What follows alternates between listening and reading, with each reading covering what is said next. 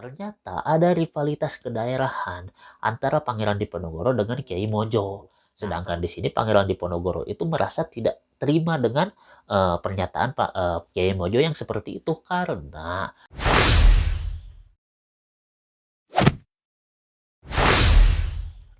baik lagi di MJ Channel, channelnya Mas Joko. Nah kali ini Mas Joko akan bercerita dan membahas mengenai faktor-faktor yang menyebabkan Pangeran Diponegoro pahlawan nasional kita kalah oleh kolonial Belanda itu secara umumnya ya. Dan juga Mas Joko akan membahas mengenai secara khusus mengapa Pangeran Diponegoro kok bisa kalah di pertempuran Gawok yang terjadi pada tanggal 15 Oktober 1826. Untuk kelanjutannya jangan lupa subscribe dulu, like, komen, dan juga share. Kalau sudah, terima kasih banyak. Lanjut. Mas Joko akan membahas terlebih dahulu mengapa Pangeran Diponegoro kalah di pertempuran Gawok pada tanggal 15 Oktober 1826.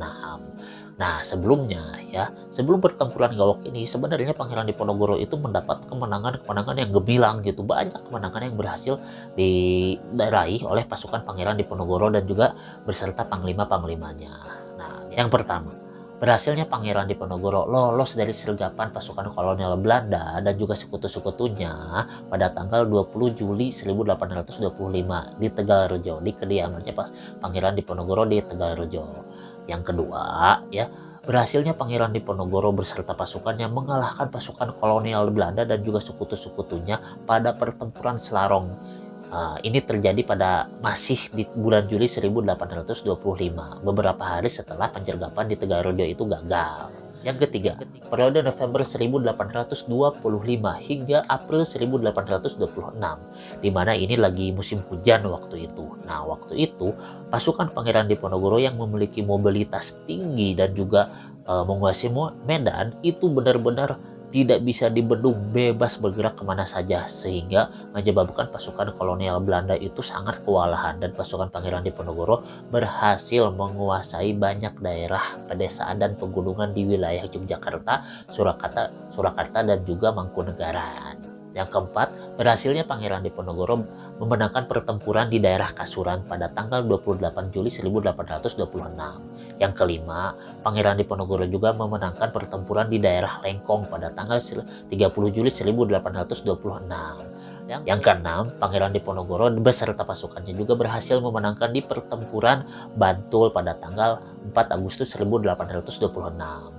Yang ketujuh, pada tanggal 9 Agustus 1826, Pangeran Diponegoro juga berhasil memenangkan pertempuran di daerah Kejiwan. Yang kedelapan, Pangeran Diponegoro berhasil memenangkan pertempuran di daerah Delanggu pada tanggal 28 Agustus 1826. Dari pertempuran-pertempuran tersebut tercatat dari sumber yang MJ dapatkan hanya satu kali Pangeran Diponegoro berhasil dikalahkan oleh Belanda, yaitu pada pertempuran di Benteng Pleren pada tanggal 9 Juni 1826, di mana pasukan Pangeran Diponegoro yang jumlahnya cuma 400 orang harus mempertahankan Benteng Pleren, benteng yang dulunya keraton dari Sultan Susuhunan Amangkurat I dari serangan pasukan Belanda yang jumlahnya hampir 4.200 orang. Gila, 10 kali lipatnya ya. Ya, waktu itu pasukan Pangeran Diponegoro memang dikalahkan, tetapi menurut sumber yang MJ dapatkan ya, pasukan Pangeran Diponegoro itu dikepungnya hingga 3 bulan dan juga full penyerangan 1 minggu. Selama 1 minggu nggak ada waktu berhenti, diserang terus oleh pasukan Belanda yang menyebabkan 400 pasukan Pangeran Diponegoro ini konon katanya semuanya tewas gitu ya, dan memilih untuk gugur daripada harus menyerah kepada pasukan Belanda. Dari sumber lain itu disebutkan bahwa dari 400 orang tersebut tersisa 40 orang yang ditangkap oleh pasukan Belanda. Nah, waktu itu juga 40 orang ini nggak menyerahkan diri gitu, nggak menyerah, tetapi itu ditangkap dalam kondisi yang terluka, yang sudah nggak sadarkan diri gitulah, akibat penyerangan yang bertubi-tubi dari pasukan Belanda.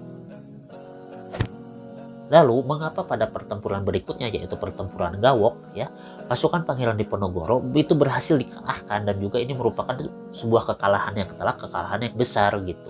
Nah, dari beberapa sumber yang MJ dapatkan, ya, ternyata ada beberapa faktor yang menyebabkan kekalahan telak di pertempuran Gawok ini. Di antaranya, satu, terjadi konflik internal antara Pangeran Diponegoro dan Kiai Mojo. Ternyata ada rivalitas kedaerahan antara Pangeran Diponegoro dengan Kiai Mojo. Nah, perlu diketahui kan kalau misalnya Pangeran Diponegoro itu kan terahnya tuh kan terah Mataram. Mataram kan di Yogyakarta, Surakarta, Mangkunegaran.